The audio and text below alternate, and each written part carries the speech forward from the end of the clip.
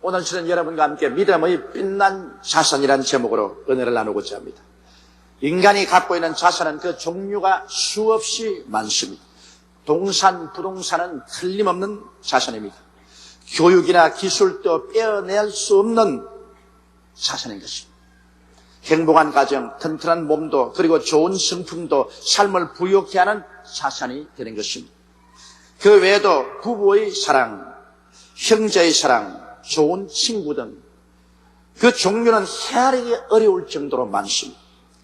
그러나 이 모든 자산 중에 가장 빛나고 위대한 자산은 바로 우리 마음속에 하나님이 심어주신 믿음의 자산인 것입니다. 왜냐하면 하나님을 믿는 믿음은 전지전능 무소부지하신 하나님을 나의 삶의 근원으로 삼는 것이요, 또 하나님을 믿고 얻은 복은 금세와 내세 영세토록 계속하는 것입니다.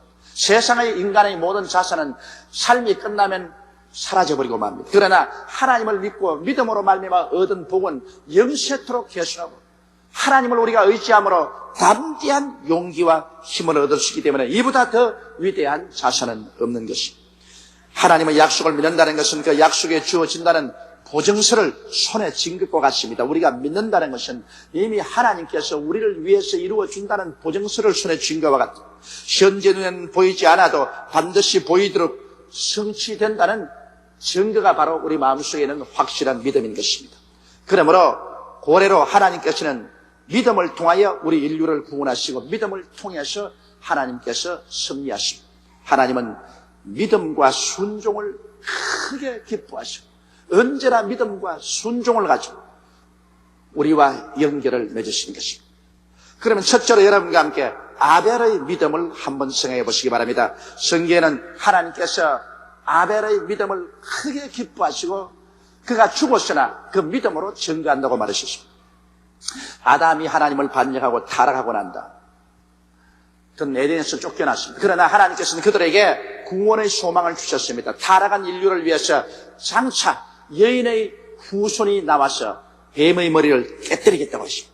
그러므로 여인의 후손인 예수께서 오셔서 인류의 죄를 하나님의 어린 양으로서 십자가 희생 제물로 다 청산하고 인류를 구원할 것을 상징적으로 보여주기 위해서 하나님께서는 아담에게 해마다 제단을 쌓고 예수를 상징하는 어린 양을 잡아 죽여서 피를 쏟아 제단에 뿌리고 그를 불로 태워 하나님께 제물로 드리라고 말하셨습니다. 벌써 그때부터 장차 오실 구주 되신 예수님을 바라보고 믿음으로 구원을 얻도록 하나님이 섭리하신 것입니다. 그래서 아담은 그의 맏아들 가인과 둘째 아들 아벨에게 신신당부했습니다. 이제는 우리가 하나님께 범죄하고 쫓겨나서 다시 하나님께 나갈 수 있는 길은 하나님의 아들 예수님이 장차 오셔서 우리 위해서 십자가에 못 박여 죽으심으로 피 흘려서 구원하실 것이다. 그것을 상징하는 어린 양을 잡아서 피를 흘려 제사를 지내고 그를 통해서 죄사함을 받고 하나님 앞에 구원을 얻을 수가 있다, 그렇게 가르쳤습니다. 그럼에도 불구하고 가인은 아버지의 말을 믿지 않았습니다. 하나님이 아버지께 주신 그 말씀을 믿지 않았습니다. 믿지 않았기 때문에 순종도 하려고 생각하지 않았습니다. 그들이 각각 가정을 이루어서 나갔는데 하나님께 제사 드릴 때가 와서 제단을 쌓으셨습니다. 가인도 제단을 짓고 아벨도 제단을 지었으나 가인은 하나님의 말씀을 믿지 않았으므로 예수 그리스도를 상징하는 어린 양을 잡아 피를 흘려 제물 드리지 않고 자기가 피땀 흘려 만든 곡식들을 거두어서 제단에 얹어서 제물로 하나님께 예배드렸으나 하나님은 응답하지 않으셨습니다. 그러나 그의 동생 아벨은 하나님 말씀을 믿었습니다. 진실로 이 죄인들을 구원하기 위해서 어린 양 예수께서 오실 것을 상징적으로 믿고서 어린 양을 잡아서 피를 흘려 제단에 뿌리고 그를 불태워 하나님께 제물로 드리니 하나님이 그 믿음을 보시고 기쁘게 느끼셔서 아벨의 제물은 받아들이셨습니다. 그러므로 하나님께서는 하나님의 말씀을 믿고 순종한 아벨은 하나님께서 의롭다고 하시고 그를 구원하시고 가인은 저버리셨습니다. 그래서 오늘날까지라도 하나님은 아벨의 믿음에 대해서 증거하시는 것입니다. 아벨은 믿음으로 의롭게 되었습니다. 여러분, 구약시대의 사람이나 신약시대의 사람이나 모두 다 예수를 믿음으로 의롭다함은 없습니다. 구약시대 사람은 장차 오실 예수님을 바라보고 그 상징으로 짐승을 잡아 피를 흘려서 죄사함을 받는 믿음을 가짐으로 구원을 받았고, 이제 오늘날 신약시대 사람은 이미 2000년 전에 오신 예수 그리스도, 그래서 우리 죄를 대속하신 예수를 뒤로 바라보고 믿음으로 말미암아 구원을 얻는 것입니다. 오직 구약과 신약 어느 곳이나 믿음을 통하지 않고는 절대로 구원을 받을 수가 없습니다. 믿음이 없이는 하나님을 기쁘시게 하지 못합니다. 하나님께 나아가는 자는 반드시 그가 살아계신 것과 그를 간절히 찾는 자에게 복 주시는 이심을 마음속에 믿어야만 하는 것입니다. 그러므로 하나님께서 기쁘게 여기시고 의롭다고 하신 믿음의 선조 중에 제일 먼저가 바로 아벨이 되십니다. 둘째로 하나님께서는 에녹의 믿음에 관해서 굉장히 칭찬을 하고 있습니다. 여러분, 에녹은 아담의 7대 손입니다. 그럼에도 불구하고 벌써 에녹은 우리 주 예수 그리스도께서 강림하셔서 모든 성도들을 다 부활 승천시키고 7년 환란 이후에 예수님과 함께 그 무성도들이 이 땅에 내려와서 이 땅의 죄인을 심판하시고 7년 왕국을 가져오시고 나중에 신천신지 영원 무궁세계를 만들 것을 알고 예언하셨습니다. 벌써 그때 에녹은 천지가 하나님의 능력으로 말미암아 심판당하고 새 세계가 이루어질 것을 확실히 알았었습니다. 유다서 1장 14절로 15절에 보면 아담의 7세 손 에녹이 사람들에게 대하여도 예언하여 이르되 보라 주께서 그 수많은 거룩한 자와 함께 임하셨나니 이는 무사람을 심판하사 모든 경건치 않은 자의 경건치 않게 행한 모든 경건치 않은 일과 또 경건치 않은 죄인의 주께 거스려 한 모든 강평한 말을 인하여 저희를 정죄하려 하심이라 하였느니라. 에녹은 벌써 아담의 7세 손인데 그때부터 예수 그리스도의 재림을 믿었습니다. 그래서 그는 마음을 다하여 주를 찬미하고 예수 그리스도의 재림을 믿고 하나님과 동행했습니다. 성경은 보니 에녹은 300년 동안 하나님과 동행하셨습니다. 그래서 에녹은 하나님과 함께 대화하고 또 하나님과 함께 행하셨습니다. 저는 가끔 이런 생각을 합니다. 에녹이 하나님과 함께 손을 잡고 믿음으로 말미암아 행했으므로 하나님이 얼마나 에녹을 의롭다시 기뻐하셔서 서로 동행을 하고 왔다 갔다 하다가 그만 하루 에녹이 너무 깊이 동행을 해서 그만 지구를 떠나서 하나님 천국으로 걸어 들어가 버리고 말았지 않은가, 그렇게 생각이 됩니다. 그러므로 하나님께서는 에녹의 이 믿음을 굉장히 기뻐하셨습니다. 그렇기 때문에 그는 하나님을 기쁘시게 한 자라는 증거를 하나님께서 주셨습니다. 여러분, 이와 같이 우리도 하나님의 약속의 말씀을 믿고 그 믿음으로 행하면 하나님은 약속의 말씀을 믿고 순종하는 자를 크게 기뻐하시고 에녹을 주님께서 죽지 않고 성천하게 하신 것처럼 우리들 모두도 주님 재림하시는 날에 죽지 않고 변화되어 성천하게 만들어 주시는 것입니다. 셋째로는 하나님께서 노아의 믿음을 가지고서 크게 칭찬하고 있습니다. 왜 노아의 믿음이 그렇게 하나님 앞에 칭찬받을 만하냐? 노아의 때까지는 아직 하늘에서 비가 내린 적이 없고 땅에서 김이 솟아서 땅을 적셔 곡식을 만들었습니다. 이러므로 사람들은 비가 내려서 홍수가 나서 사람의 생명이 빼앗긴다는 사실은 도저히 이해할 수가 없었습니다. 그럼에도 불구하고 하나님께서는 아직 보지 못한 일에 경고하셨습니다. 모든 사람들이 하나님을 거역하고 육체가 되므로 하나님의 신이 다시는 사람과 같이 하지 않겠다. 120년 후에 모든 육체를 하나님께서 홍수로 심판해버리겠다고 말씀하신 것입니다. 이 말씀을 들을 때 다른 사람들은 다 비웃었으나 노아는 아직 보지도 못하고 듣지도 못한 일이지만 하나님의 말씀을 믿었었습니다. 그래서 하나님이 지시하는 대로 그는 120년 동안 방주를 만들었습니다. 120년 동안 노동자들을 불러다가 배를 만듭니다. 그렇기 때문에 모든 사람들이 노아를 보고 손가락질했습니다. 비가 온 적도 없고 이 산 위에 무슨 배를 만드느냐, 영감이 미쳤다고 말하셨습니다. 그래서 사람들은 모욕을 가하고 조수하고 흉을 보았지만 노아는 하나님의 말씀을 믿고 그 믿음을 그대로 순종으로 실천한 것입니다. 장장 120년 동안에 그는 배를 만들었습니다. 그리고 난 다음에 하나님이 지시한 때 그는 모든 짐승들이 다 배에 타게 하고 그리고 거의 8 식구가 배에 탔습니다. 여러분, 오늘날도 한문의 배 선자를 보십시오. 배 주자 옆에다가 8 식구에다가 입입니다. 배는 8 사람이 탄 곳이다. 그것을 배 선자라고 말하고 있는 것입니다. 벌써 옛날 중국 사람들도 이 노아 홍수의 사건을 잘 알고 노아의 식구들이 탄 그 배를 오늘날 한자로 기록한 것입니다. 이처럼 노아는 하나님의 말씀을 믿고서 그대로 실천해서 온 식구를 다 구원하셨습니다. 이러므로 하나님은 노아의 그 믿음을 의롭다고 칭한 것입니다. 여러분, 오늘날 또 노아와 똑같은 예언이 이 세상에 주어졌습니다. 하나님께서는 말씀하기를 하늘이 큰 소리로 떠나가고 땅이 열렬한 불에 녹아지리니 우리는 의의 거하는 새하늘과 새 땅을 본다고 말하셨습니다. 하나님께서는 하늘에서 불이 내려와서 모든 죄인들을 심판할 거라고 말합니다.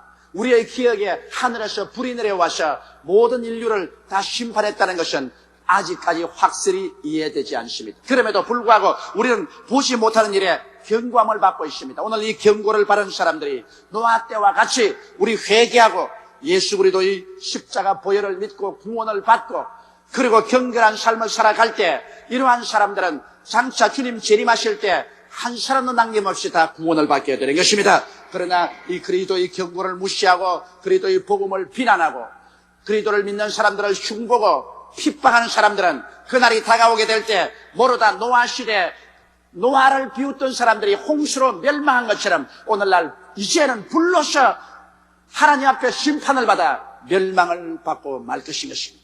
이러므로 노아의 때 하나님께서 노아에게 복음을 전가할 때 믿고 실천하는 것처럼 오늘날도 우리에게 하나님께서 복음을 전가할 때 우리가 믿고 우리는 하나님 앞에 실천하는 삶을 살아야 되는 것입니다. 우리가 사는 이 땅도 노아 시대에 하나님 홍수로 멸망한 것처럼 불로서 멸망하였다고 예언하고 있으며 하나님의 예언의 말씀이 이루어질 시기가 우리 눈앞에 나날이 가차히 다가오고 있는 것입니다. 그러므로 우리는 이 하나님의 경고를 등한히 여겨서 안 됩니다. 그때 가서는 때가 늦습니다. 지금 이 시간에 자다가 깰 때요, 죄에서 회개할 때요, 올바른 발걸음을 걸을 때요, 주 예수를 믿고 성령을 받고 믿음에 의지해서 살 때가 온 것입니다. 그러므로 이와 같은 믿음을 가지고 믿고 순종할 때 하나님은 우리를 의롭게 보시고 하나님은 우리를 사랑해 주시고 대단히 기뻐하시는 것입니다. 하나님께서는 믿음으로 순종하는 사람을 한없이 기뻐하시고 즐거워하시고 그리고 저들을 위해서 좋은 일을 해주시기를 원하시는 것입니다. 종교를 가지고 하나님을 만족할 수 없습니다. 의식을 가지고 만족할 수 없습니다. 형식적으로 왔다 갔다 함으로 만족할 수 없습니다. 여러분은 결정적으로 하나님을 믿어야만 하는 것입니다. 그리고 순종해야 되는 것입니다. 넷째, 하나님께서 크게 기뻐한 믿음의 위대한 우리 성현은 아브라함이죠. 아브라함의 믿음을 하나님께서 크게 기뻐하시고 아브라함을 믿음의 조상이라고 한 것은 아브라함이 나이 75세 평범한 사람이면 다 생활에 은퇴해야 될 그 나이에 하나님의 말씀을 들었었습니다. 창세기 12장 1절로 3절에 보면 야훼께서 아브라함에게 이르시되 너는 너희 본토 친척 아비 집을 떠나 내가 네게 지시할 땅으로 가라. 내가 너로 큰 민족을 이루고 네게 복을 주어 내 이름을 창대케 하리니 너는 복의 근원이 될지라. 너를 축원한 자에게는 내가 복을 내리고 너를 저주하는 자에게는 내가 저주하리니 땅의 모든 족속이 너를 인하여 복을 얻을 것이니라 하신지라. 이것은 하나님께 받은 계시인 것입니다. 아브라함은 나이 75세 갈대아 우르 땅에서 하나님이 계시의 말씀을 받았었습니다. 그는 말씀을 받았을 때 이 말씀을 불순종할 수도 있고 순종할 수도 있습니다. 이 말씀을 포기할 수도 있고 실천할 수도 있습니다. 그러나 아브라함은 자기 75세 된 나이에도 불구하고 이 하나님의 말씀이 임하자 이 말씀을 믿음으로 부여잡았습니다. 힘차게 말씀을 부여잡고 난 다음에 모든 사람들이 말리고 혹은 그를 비난하는데도 불구하고 그는 전토를 다 청산했습니다. 그리고 아비집을 떠나셨습니다. 그리고 그 아내를 데리고 그는 갈 바를 모르고 출발했습니다. 어디를 갈지 몰라요.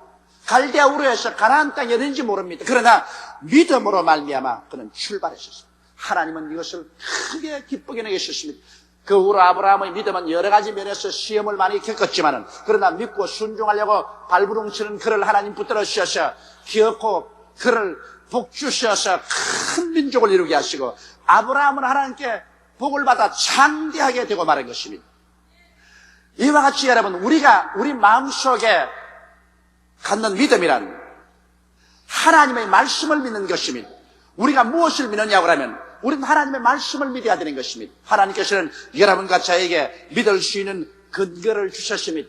2000년 전에 그 아들 예수님을 보내셔서 예수님께서 우리를 대신해서 갈보리 십자가에 못 박혀서 몸짓고 피를 흘리셨습니다.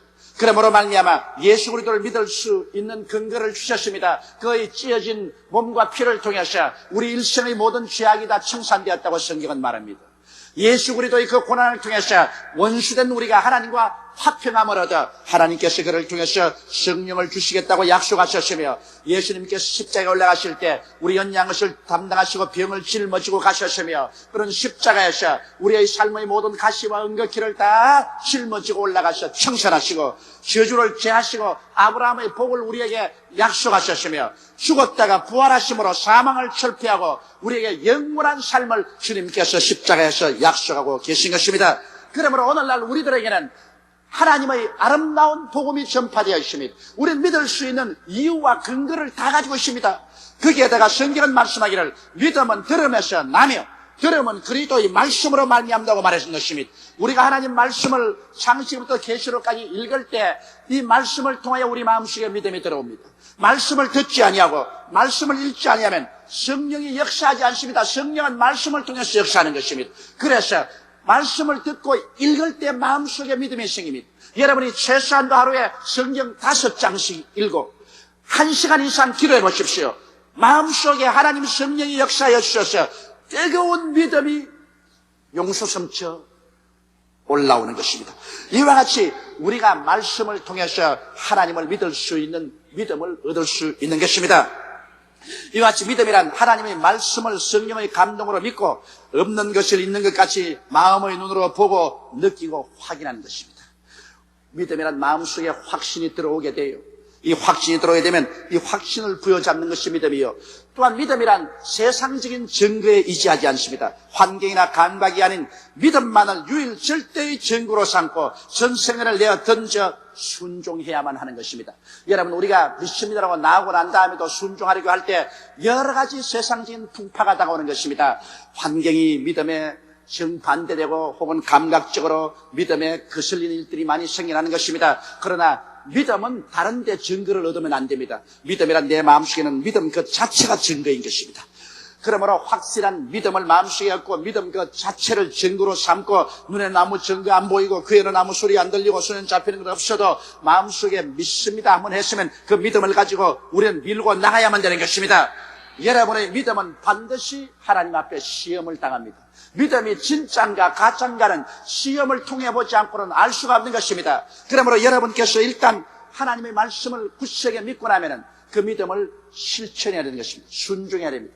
마음에 가지고 있는 믿음이란 그것은 아직 보이지 않은 믿음입니다. 보이지 않은 믿음은 살아있는 믿음이 아닌 것입니다. 성경에 보면 주님께서 사람들에게 큰 역사를 베풀어 주실 때 언제나 그 믿음을 보셨다고 말한 것입니다. 우리가 믿음을 따라 순종해야 되는 것입니다. 집에서 혼자 앉아 아무리 믿는다고 해도 그 믿음을 보여줄 수 없습니다. 교회에 나와야 되는 것입니다. 하나님께서 내게 복을 주실 것이라고 확신을 한다면 11조를 드리고 헌물을 드리고 물질적인 복을 받으려면 그것을 기대할 수 있어야만 되는 것입니다. 여러분, 우리 믿음이란 행함이 없는 것은 죽은 믿음인 것입니다. 그러므로 반드시 믿음은 행함으로 하나님이 시험해 보시는 것입니다. 혹은 불을 통하기도 하고 혹은 물을 통하기도 하는 것입니다. 시험과 환난이 다가와서 믿음을 완전히 찌부러뜨리려고 하는 것입니다.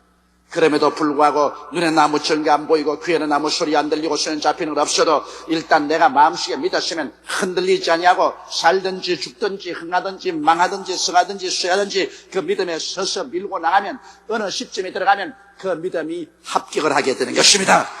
하나님 일단 시험을 통해서 우리 믿음이 확실한 것을 보시게 되면 주님께서는 말씀하십니다. 내 믿은 대로 될지어다.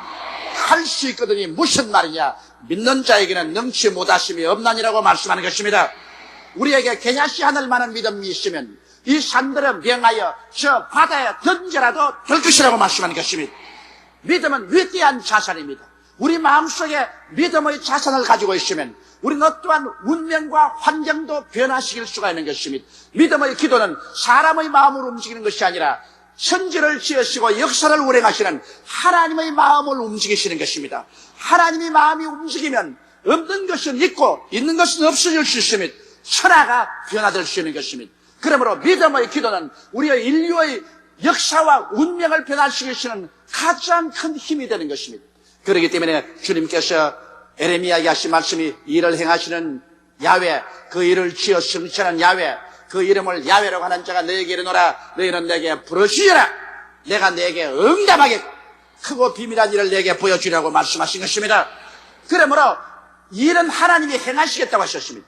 하나님이 일을 행하시는데 누가 그 손을 막을 수가 있습니까? 하나님이 일을 성취하겠다고 했었습니다. 하나님이 성취하겠다고 결심한 것을 누가 막을 수가 있습니까? 그러나 일을 행하시는 하나님, 그 일을 성취하는 하나님을 움직이는 손길은 바로 믿음의 손길인 것입니다. 할렐루야. 우리가 믿음으로 말미암아 순종하고 기도하면 하나님의 손이 움직이는 것입니다. 그리고 하나님께서 우리 인간으로 상상할 수 없는 크고 비밀한 역사를 우리에게 보여주는 것입니다. 이스라엘 백성이 홍해수가에 와서 절망에 취해서 그들은 하나님과 모세를 원망했지만은 모세가 믿고 하나님께 기도하며 하나님께서 응답하사 크고 비밀한 일을 보여주셨습니다. 세상에 누가 하나님께서 강물 통해서 길을 낼 줄 알았었습니다. 그러나 하나님 모세에게 인간으로 상상할 수 없는 크고 비밀한 일을 보여준 것은 홍해수를 갈라서 그 사이로 이스라엘 백성이 육지처럼 지나도록 만들어 주신 것입니다. 여러분, 하나님께서 430년 동안 애굽에 종살이하던 이스라엘 백성을 강한 손과 편팔로 이끌어내어서 홍해수를 기적으로 건너고 광야를 지나서 젖과 꿀이 흐르는 가나안 땅으로 인도하였습니다. 평상인의 발걸음으로 걸으면 일주일이면 애굽에서 가나안 땅까지 도착할 수가 있는 것입니다. 그런데도 불구하고 일주일 걸어서 갈 거리를 이스라엘 백성은 40년 동안 방황을 했었습니다. 그들은 사사건건이 하나님의 역사를 믿지 않았었습니다. 그리고 하나님께 불순종했습니다. 하나님을 믿지 아니하고 불순종함으로 하나님께서 저들을 미워하시고 저들을 죄인으로 정죄하셔서 애굽에서 나온 1세 모든 이스라엘 백성은 광야에서 모두 다 죽었습니다. 성경은 말하기를 그러므로 저들이 믿지 아니함으로 하나님의 예비한 땅에 들어가지 못했으며 저들이 순종치 아니했으므로 들어가지 못했다고 말한 것입니다. 제 2세대가 바로 믿고 순종한 여호수아와 갈렙을 쫓아서 그들은 하나님이 예비한 젖과 꿀이 흐르는 가나안 땅으로 들어갈 수가 있는 것입니다. 지금도 그렇습니다. 하나님께서 여러분과 저를 위해서 아름다운 영적인 가나안 땅을 예비해 놓았습니다. 우리의 가나안 땅은 바로 예수 그리스도 십자가 밑에 있는 것입니다. 예수 그리스도의 십자가를 통해서 우리 영혼이 잘됨같이 범사에 잘되며 강건한 길을 예비해 놓으셨습니다. 주님께서 우리에게 용서받고 의롭게 되며 하나님의 성령으로 충만한 길을 예비해 놓으시며 영육간에 치료받아 건강하고 저주에서 해방을 얻어 믿음으로 승리하며 나아가서 영원한 천국을 얻을 수 있는 아름다운 가나안 땅을 하나님께서 예비해 놓으신 것입니다. 그러나 아무리 하나님이 예비해 놓고 아무리 하나님께서 이 복음을 전개해도 이것을 믿음으로 받아들여서 믿고 순종하지 아니하면 이 하나님의 복음은 아무 효과가 없습니다. 믿지 않은 사람에게는 하나님의 복음은 효과가 없는 것입니다.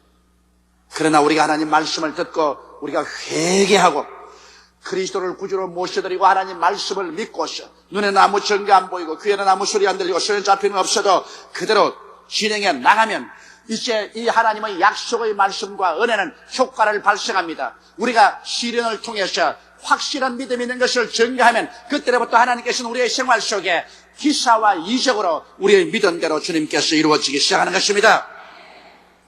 그러므로 믿음, 이것은 우리가 이 세상에 가질 수 있는 가장 위대하고 빛난 자산인 것입니다. 믿음은 우리의 운명을 변화시키고 우리 환경을 변화시키고 우리의 영원한 미래에 하나님과 함께 천국을 상속으로 받아 살 수 있게 만들어주는 것이 우리 마음속의 믿음인 것입니다. 하나님께서는 우리가 예수를 믿을 때 각 사람에게 분량대로 이미 믿음을 나누어 주셨습니다. 믿음은 눈에 보이는 것이 아니지만 그러나 여러분 믿을 수 있는 능력을 하나님께서 여러분에게 주셨습니다. 여러분 모두 다 믿을 수 있는 사람들인 것입니다. 나는 믿음이 없습니다. 나는 믿을 수 없습니다. 그런 말 하지 마십시오. 이것은 사탄이 거짓말한 것입니다. 로마서 12장 3절에 하나님께서는 각 사람에게 분량대로 믿음을 주셨다고 말하셨습니다. 여러분 이웃 사람 두 사람에게 우리는 믿음을 가지고 있습니다. 신앙 고백을 해주십시오. 우리는 모두 다 분량대로 이미 믿음을 가지고 있습니다. 그 믿음은 우리가 하나님 말씀을 열심히 듣고 읽고 우리가 기도할 때 우리 마음속에 불꽃처럼 살아 일어나기 시작하는 것입니다. 이러므로 이미 하나님 주신 믿음을 여러분 불꽃처럼 살아가기 위해서 성경을 읽는 것을 등한히 하지 마십시오. 주일 와서 말씀을 듣고 수요일 날 또 성경 공부하고 혹은 금요일 날 철야 때도 성경 공부하고 구역 예배에 나가서 성경 공부하고 집에서도 적어도 하루에 성경 5장 이상씩 읽고 1시간 이상씩 기도해 보십시오. 어떠한 사람도 그 마음속에 불붙는 믿음이 생겨나게 되는 것입니다. 하나님의 손길을 믿음으로 움직이면 인간이 천년 말년 노력해서 일한 것보다도 더 위대한 일들이 일어나게 되는 것입니다. 여러분께서 한평생을 노력해도 안 되는 것, 믿음의 기도로 단숨에 하나님께서 우리를 위해서 이루어 줄 수가 있는 것입니다. 하나님께 능치 못하심이 어디 있겠습니까? 하나님은 모든 것을 다 할 수 있는 것입니다. 그리고 이 하나님의 손길은 우리가 하나님을 믿음으로 말미암아 움직일 수가 있는 것입니다. 믿음만이 하나님께서 받아주시고 우리를 의롭다고 하시고 믿음만이 하나님을 기쁘시게 할 수 있는 것입니다. 우리 다 같이 고개 숙여 기도드리겠습니다. 전능하시고 거룩하신 우리 하나님 아버지요, 우리 아버지 하나님의 은총과 사랑을 감사합니다. 죄와 허물로 죽은 우리를 그리스도와 함께 살려주시고 이미 신앙 가운데서 하늘에 앉혀주시니 감사합니다. 아버지 예수를 믿는다고 하면서도 말씀을 믿지 아니하고 순종치 않은 사람이 얼마나 많은지 모릅니다. 허송세월을 하고 교회 뜰만 밟고 왔다 갔다 하는 사람이 많습니다. 진실로 아버지 하나님이여 예수를 구주로 모시고 하나님께서 그리스도를 통해서 우리에게 주신 은혜와 성경의 그 많은 약속들을 우리가 성령의 감화로 믿고 실천하고 순종하는 우리들이 되게 도와주시옵소서.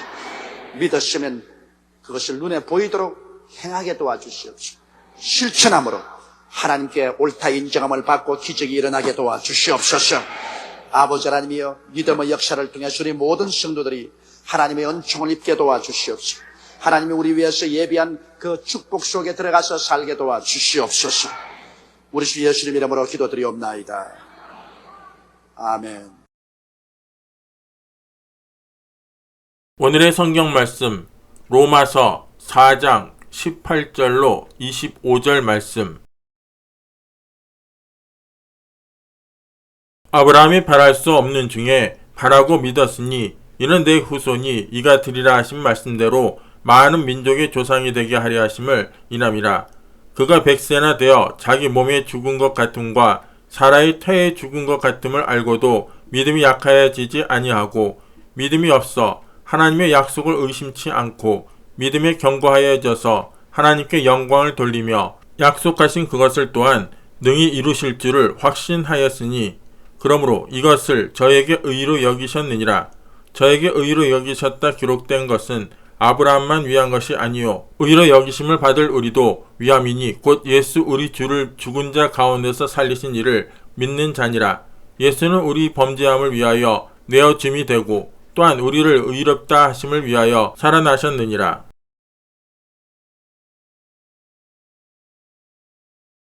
믿음에 굳게 쓰는 길이란 제목으로 여러분과 함께 은혜를 나누고자 합니다. 아브라함의 나이 99세 때 하나님께서 그에게 나타나셔서 아브라함아, 너가 많은 민족의 아비가 될 것이라 그렇게 말씀하셨습니다. 그때 이미 그 아내 사레의 나이가 89세였었습니다. 그러니 그들이 인간적으로 생각해 볼 때 결코 어린 아기를 가질 수 있는 나이가 아니었습니다. 아브라함은 그 때문에 이 하나님의 약속의 말씀을 듣고 난 다음 땅에 엎드려서 마음속에 솟구쳐 올라오는 웃음을 감당할 수가 없었습니다. 내 나이 100살이 되고 내 아내의 나이 이미 90이 되었는데 우리가 아들을 낳다니 하나님께서 우리를 웃기시는 일이 아니시겠는가. 아브라함은 자기 몸의 죽음 같음을 알았었습니다. 사라의 태의 죽음 같음을 알았기 때문에 인간적인 생각으로는 절대로 자손을 얻을 수 있다고 생각할 수가 없었습니다. 그와 같은 불신앙, 이와 같이 믿음이 적은 아브라함과 세라를 하나님께서 강력한 믿음의 사람으로 만들었습니다. 하나님이 어떻게 해서 그들에게 그와 같은 믿음을 허락해 주셨을까요? 여러분, 하나님께서 아브라함에게 이렇게 말씀하셨습니다. 아브라함아, 지금으로부터 너희 이름은 아브라함이 아니고 아브라함이다. 많은 민족의 조상이다. 너희 아내는 사레가 아니고 사라다, 여주다. 그러므로 이제부터 너희 서로의 이름을 아브라함, 살아라고 불러라. 왜냐하면 하나님은 죽은 자를 살리시며 없는 것을 있는 것 같이 부르시기 때문에 우리가 아직 없는 것이지만은 있는 것처럼 우리가 입술로 고백하게 되면 우리와 하나님과의 서로 파장이 맞아서 하나님의 성령의 능력이 들어와서 우리를 변화시키는 법칙이 있는 것입니다. 그러므로 비록 아브라함과 세라가 하나님을 의심하고 그 약속을 받고도 속으로 웃고 말한 이들에게 하나님께서 흔들리지 않는 믿음을 주는 비결로서 그들이 입술로 신앙을 고백하게 만드는 것입니다. 우리 한국 사람에게는 이름을 바꾸어도 별 큰 효과가 없습니다. 왜냐하면 항상 서로 이름을 부르지 않습니다. 여러분, 우리 집에서 만일 우리 집 사람이 날 보고 용기야 했다가는 벼락이 떨어집니다. 저도 우리 집 사람 보고 성혜야 그렇게 부르지 않아요. 그러나 서양 사람들은 여보 대신에 이름을 부릅니다. 그렇기 때문에 그 부인도 매일같이 남편을 부를 때 아브라함, 많은 민족의 조상이여 그렇게 하고, 그 남편도 부인을 부를 때 사라, 그러니까 많은 자식의 여주여 이렇게 서로 부르므로 매일같이 없는 자식을 있는 것 같이 입으로 시인하게 되었습니다. 그 결과로 하나님께서는 그 입술의 고백을 통하여 그들에게 강력한 믿음을 주셨습니다. 성경은 그 사실을 이와 같이 확실히 증가하고 있습니다. 로마서 4장 18절로 22절에 보면 아브라함이 바랄 수 없는 중에 바라고 믿었으니 이는 내 후손이 이가 되리라 하신 말씀대로 많은 민족의 조상이 되게 하려 하심을 인함이라. 그가 백선화되어 자기 몸의 죽은 것 같음과 살아있되어 죽은 것을 알고도 믿음이 약하여 지지 아니하고 믿음이 없어 하나님의 약속을 의심치 않고 믿음에 견고하여져서 하나님에게 영광을 돌리며 약속하신 것을 또한 능히 이루실 줄을 확신하였으니 그러므로 이것을 저에게 이로 여기셨느니라. 여기 보십시오. 믿을 수 없는 것을 믿고 바랄 수 없는 중에 바라고 하나님의 약속을 의심치 아니하고 약속의 구석에 서서 하나님께 영광을 돌렸다. 어떻게 이와 같이 변화가 다가왔습니까? 하나님께서 아들을 주겠다 할 때 엎드려서 마음속으로 웃은 아브라함, 그리고 천막 뒤에서 옷깃을 입에 대고 웃었던 사라, 그 두 사람이 이와 같은 강력한 믿음을 소유하게 된 것은 그들은 없는 것을 있는 것 같이 입으로 끊임없이 시인함으로 말미암아 그 입술의 시인을 통해서 하나님께서 믿음을 넣어주게 되신 것입니다. 이러므로 오늘 사랑하는 성도 여러분, 여러분께서 하나님 앞에서 강한 믿음을 얻기를 원하면 하나님의 약속을 받고 난 다음에 이 약속을 눈에 나무 증거 안 보이고 귀에는 아무 소리 안 들리고 손에 잡히는 것도 없어도 없는 것을 있는 것 같이 매일매일 입술로서 강력하게 시인하면 그 입술에서 시인된 말씀이 나와서 여러분의 믿음을 반석같이 만들어버리고 마는 것입니다. 그리고 믿음이 여러분 반석같이 되면은 하나님께서는 내 믿은 대로 될지어다고 말씀하시는 것입니다. 이러므로 우리의 신앙은 입술을 통해서 고백하는 것이 신앙인 것입니다. 너무나 많은 사람들이 오늘 신앙이 약하고 허덕이는 것은 그들이 하나님의 약속의 말씀을 받고 그것을 입술로 강력히 시인하지 아니하고 그들은 육신의 감각으로 느끼는 대로 말하고 인간의 이성이나 생각에서 느끼는 대로 언제나 부정적으로 말합니다. 나는 못한다, 나는 안 된다, 나는 할 수 없다, 나는 가난하다, 나는 패배자다, 나는 능력이 없다, 이렇게 부정적으로 고백하기 때문에 그와 같은 부정적인 세력이 그 사람의 심신을 꽉 잡아서 도적질하고 죽이고 멸망시키는 것입니다. 죽고 사는 권세가 입술에 있습니다. 입술을 사용하는 자는 그 열매를 먹습니다. 이렇기 때문에 여러분, 하나님께서는 100세가 된 아브라함, 90세가 된 사례를 통해서 자손을 주실 때 그들에게 하나님의 약속을 주시고 난 다음에 당장 이름을 바꾸어서 주야로 없는 것을 있는 것 같이 입술로 고백하게 만들므로 말미암아 믿음으로 채워주신 것입니다. 우리가 입술의 고백과 신앙생활에 얼마나 중요한 관계가 있는지 한번 알아보십시다. 첫째로 입술의 고백과 우리 하나님과의 관계를 보십시다. 하나님께서는 입술의 말씀으로 천지를 지으셨습니다. 땅이 공허하고 혼돈하며 흑암이 깊어무여 있고 하나님의 성령이 수면에 운행하실 때 하나님께서 소매를 그지고 삽을 들고 나오셔서 산을 만들고 바다를 만들지 않으셨습니다. 하나님은 말씀하셨습니다. 빛이 있으라! 그러자 흑암이 사라지고 빛이 생겨났습니다. 궁창이 생겨나라! 하늘이 생겨나셨습니다. 천하의 물이 한 곳으로 모이고 묻이 드러나고 각종 열매 맺는 나무와 풀이 나타나라. 그대로 되었습니다. 하늘에는 해와 달과 별들이 생겨나라. 그러자 찬란한 천체들이 하늘을 수놓았었습니다. 공중에는 각종 새들이 나르고 바다에는 각종 어족이 생겨나라. 그대로 되셨습니다. 하나님께서 엿새째는 땅에 각종 기는 곤충들과 뛰노는 짐승들이 생겨나라고 할 때 그 말씀이 나가서 이것을 지었었습니다. 오직 사람만은 하나님이 말씀으로 짓지 않았었습니다. 사람은 하나님께서 친히 손으로 흙으로 사람을 빚어서 하나님이 친히 그 코에 생기를 불어넣어 주시니 하나님의 생명을 받아서 사람은 하나님의 형상과 모양대로 시험을 받은 인간이 되고 말한 것입니다. 그러므로 여러분, 하나님께서는 말씀으로 천지를 지으셨으므로 이 말씀이 입에서 나간다는 것은 창조적인 능력을 가지고 있습니다. 인간이 하나님 다음으로 창조력을 가지고 있는 것은 인간에게 하나님께서 말할 수 있는 능력을 주시기 때문인 것입니다. 성경에는 바로 하나님의 아들 예수님을 하나님의 말씀이라고 하셨습니다. 요한복음 1장 1절로 3절에 보면 태초에 말씀이 계시니라.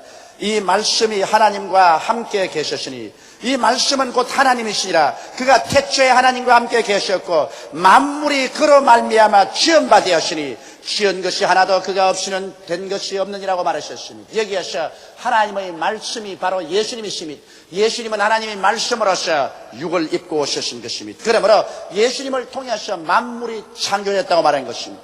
이러기 때문에 오늘날에 예수님께서는 이 말씀을 옷 입고 나타나시는 것입니다. 우리가 말씀을 저버리면 예수님을 저버리게 되는 것입니다. 말씀 위에 설 때 우리는 예수님과 함께 동행하는 것입니다. 제가 만일 여러분에게 죄를 용서하는 말씀을 전가하면 죄를 용서하는 예수께서 그 말씀을 옷 입고 나타나셔 죄인이 회개하고 구원받게 하는 것입니다. 또 제가 여러분에게 성령을 주시는 하나님의 역사에 대해서 설교하면 예수님께서는 성령을 주시는 능력의 그 말씀을 옷 입고 와서 여러분에게 성령을 주십니다. 제가 여러분에게 하나님이 귀신을 쫓아내며 병 고치는 역사에 대해서 말씀하면 그 말씀을 예수님께서 옷 입고 나타나셔 귀신을 쫓아내고 병을 고칩니다. 얼마 전에 어떠한 부형님 한 분이 제게 와서 이런 질문을 했습니다. 자기는 몸이 몹시 병이 들어서 할 수 없이 자기 다니던 교회를 그만두고 우리 교회에 찾아와서 말씀을 듣고 병 고침을 받았는데, 목사님 왜 똑같은 예수님인데 내가 전에 다니던 교회 그곳에서는 병자가 낫지 않냐고, 여의도 순복음교회 오면 그렇게 많은 기적이 나타났는데 왜 그렇습니까? 그 이유는 간단합니다. 다 같은 예수님이시지만 예수님은 말씀을 옷 입고 나타나시는 것입니다. 그 교회에서는 죄사함에 대한 그리스도밖에 증거하지 않기 때문에 죄를 용서하는 그 말씀을 입고 나타나시는 것입니다. 그러나 그 교회에서도 오늘날 귀신을 쫓아내고 병을 고치는 예수님께 대해서 말씀을 전가하면 역시 예수님은 그 말씀을 입고 나타나셔서 귀신을 쫓아내고 병을 고치게 되실 것입니다. 제가 여러분에게 우리의 저주를 짊어지고 가난을 짊어지고 가신 예수를 전가하면 예수님께서는 바로 그 옷을 입고 나타나셔서 우리의 가난을 제하고 저주를 제하고 우리에게 축복을 주는 역사로 나타나는 것입니다. 내가 여러분에게 음부와 사망을 철폐하고 천국을 만들어주신 예수를 전가하면 예수님은 그 말씀을 입고 나타나셔 여러분에게 사망과 음부를 철폐하고 천국의 영광을 주는 믿음으로 세워주시는 것입니다. 이렇기 때문에 오늘날 이 시대에 와서는 예수께서는 말씀을 옷 입고 나타나는 것을 알아야 되는 것입니다. 이러므로 우리가 하나님 말씀을 듣고 하나님 말씀을 읽고 그 말씀을 입으로 강력히 시인할 때 그 말씀을 옷 입고 예수님은 우리 개인의 생활 속에 나타나고 우리의 가정에 나타나고 우리의 교회에 나타나고 우리의 사회에 나타나는 것입니다. 오늘 우리가 입술로서 하나님의 말씀을 시인한다는 것은 바로 예수 그리스도를 우리 입술을 통해서 나타나게 하는 것입니다. 이것이 얼마나 중요한지 모릅니다. 고린도후서 5장 19절에 보면 이는 하나님께서 그리스도 안에 계시사 세상을 자기와 화목케 하시며 저희 죄를 저희에게 돌리지 아니하시고, 따라 읽어주시기 바랍니다. 화목케 하는 말씀을 우리에게 부탁하셨나니라. 이제 하나님의 말씀이 우리에게 부탁되어 있습니다. 하나님께서 하나님의 말씀을 여러분에게 부탁해 놓으셨습니다. 하나님께서 직접 말씀하지 아니하시고 여러분을 통하여 죄사함의 말씀을 하도록 부탁해 놓으셨습니다. 여러분을 통하여 성령 받는 말씀을 하도록 부탁해 놓았었습니다. 여러분을 통하여 귀신을 쫓아내고 병을 고치는 말씀을 하도록 부탁해 놓았었습니다. 여러분을 통하여 저주와 가난에서 벗어난 말씀을 하도록 부탁해 놓았었습니다. 여러분을 통하여 사망과 음부를 절피하고 천국을 건설한 주의 메시지를 전하도록 부탁해 놓으신 것입니다.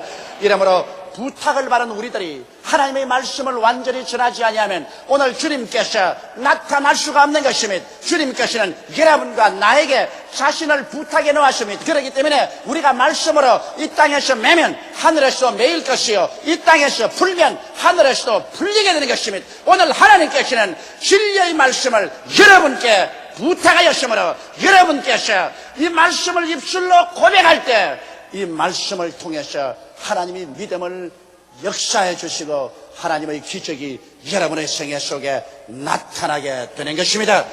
예수 그리스도는 어제나 오늘이나 영원토록 동일하시지만은 그러나 여러분에게 부탁한 그 말씀을 통해서 예수님은 동일하신 것입니다. 여러분께서 그 말씀을 굳세게 부여잡고 입으로 시인할 때 하나님은 그 말씀을 통하여 역사하시고 예수님은 그 말씀을 옷 입고 오늘날도 나타나게 되는 것입니다. 말씀의 권능은 위대합니다. 마가복음 11장 23절에 내가 진실로 너희에게 이르노니 누구든지 산들어 들려 바다에 던지우려 하며 그 말하는 것이 이룰 줄 믿고 마음에 의심하지 아니하면 그대로 되리라고 말씀하신 것입니다. 말을 하지 아니하면 그 산은 그대로 남아있습니다. 말을 하면 그 산이 움직일 것이라고 말씀하는 것입니다. 이러므로 여러분에게 하나님께서 얼마나 중요한 창조적인 능력을 맡겨놓았다는 것을 이해해야 되는 것입니다. 그렇기 때문에 오늘부터 여러분 입술을 가지고서 부정적인 말을 해서는 안 됩니다. 나는 못한다, 나는 안 된다, 나는 할 수 없다, 나는 못 산다, 나는 가난하다, 나는 병들었다, 나는 패배자다, 이와 같은 말을 하면 여러분 그 입술을 통하여 여러분이 걸어간 세력에 묶임받고 사로잡힌 바 되어서 도적질당하고 죽임을 당하고 멸망을 당하고 말 것인 것입니다. 여러분과 나의 입술은 하나님의 말씀을 신뢰해야 되는 것입니다. 예수 그리스도의 말씀을 신뢰해야 되는 것입니다. 십자가를 통하여 주께서 피 흘려서 값주고 사주신 오중복음과 삼박자 축복의 약속의 말씀을 머릿속에 채워놓고 입술로 계속해서 고백하여 하나님의 역사를 풀어놓는 여러분 되시기를 주님의 이름으로 축원합니다. 둘째로 입술의 고백과 마귀와의 관계를 보십시다. 예수님께서 말씀으로 마귀를 쫓아내셨습니다. 말씀은 두 날 가진 금입니다.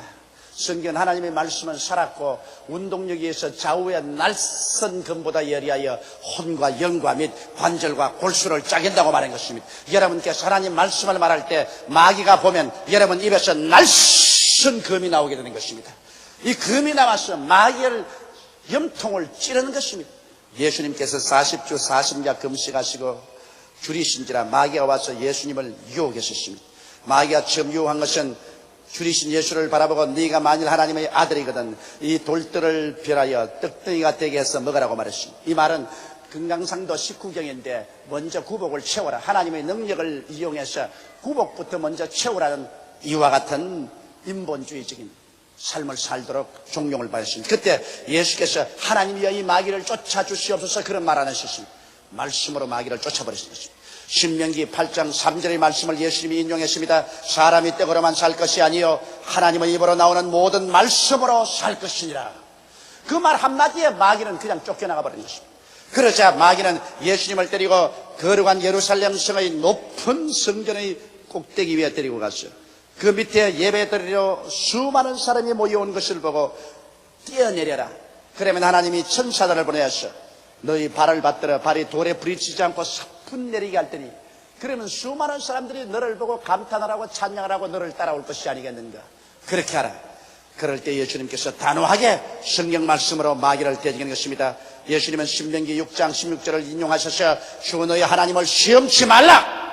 그러자 그 말에 마귀는 혼비백산을 하고 그 장면에서는 떠나갔습니다. 그러나 마지막으로 마귀가 예수님을 높은 산에 데리고 올라가서 천하 만국의 영광을 보이면서 하는 말이 이 모든 것은 내게 주신 것인데 누구든지 내게 절하는 사람에게 이것을 넘겨줍니다. 마귀에게 절하고 마귀를 따르면 마귀가 온 천하 영광을 주겠다는 것입니다. 예수님께서 이 말씀을 듣고 어떻게 했나요? 그 마귀의 말에 히틀러도 절하고 무소리니도 절하고 스탈린도 절하고 일본의 도조도 지냈습니다. 그래서 그들은 악마적인 수단을 사용해서 천하의 권력을 손에다 넣으려고 하다가 남도 망하게 하고 자기도 망하고 마는 것입니다. 그러나 예수님은 단호하게 이 마귀에 대해서 신명기 6장 13절의 말씀으로 되어지겠습니다. 사탄아 물러가라. 주 너희 하나님께 경배하고 다만 그를 섬기라.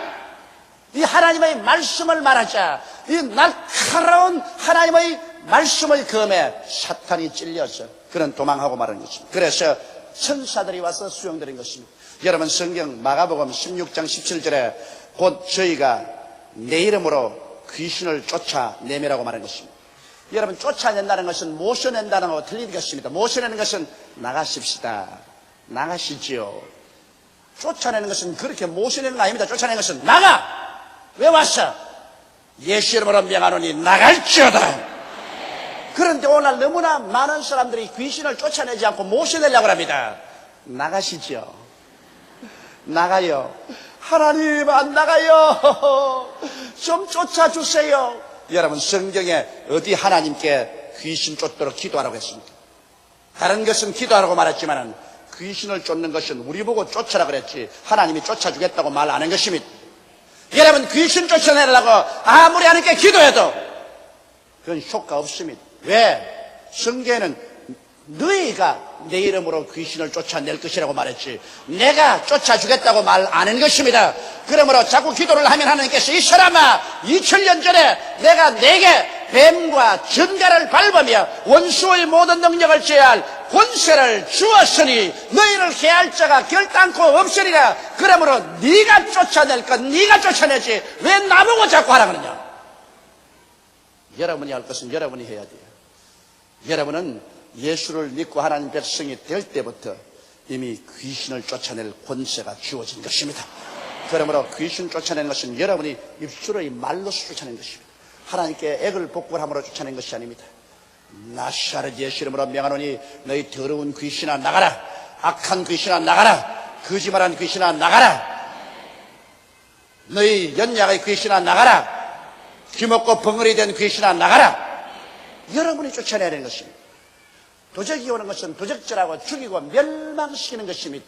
귀신은 도적같이 와서 그런 역사를 합니다. 그러나 여러분께서 여러분의 지위를 알고 여러분의 권세를 안다면 나사렛 예수 이름으로 단호하게 대결하시면 수많은 마음의 우울증과 불안, 초조, 절망과 고통과 분노를 내어 쫓아버릴 수 있었을 것이며 여러분의 가정에 다가오는 시선한 폭풍우를 잠잠케 할 수 있었을 것이며 여러분의 환경에 마귀의 파괴적인 행사를 묶어서 쫓아버릴 수가 있었을 것입니다.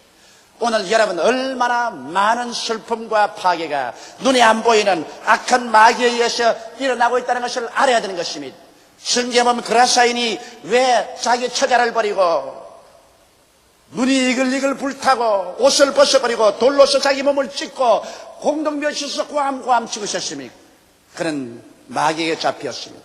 예수님이 와서 그를 쫓아주기 전까지는 그는 짐승과 같은 생활을 하는 인간이었습니다. 그러나 예수께서 오셔서 그 사탄을 물러가라고 하셨을 때 마귀가 쫓겨나가자 그는 정상적인 사람이 되어서 옷을 입고 머리를 곱게 단장하고 그는 아주 평안하고 착한 사람으로 앉아있는 것입니다.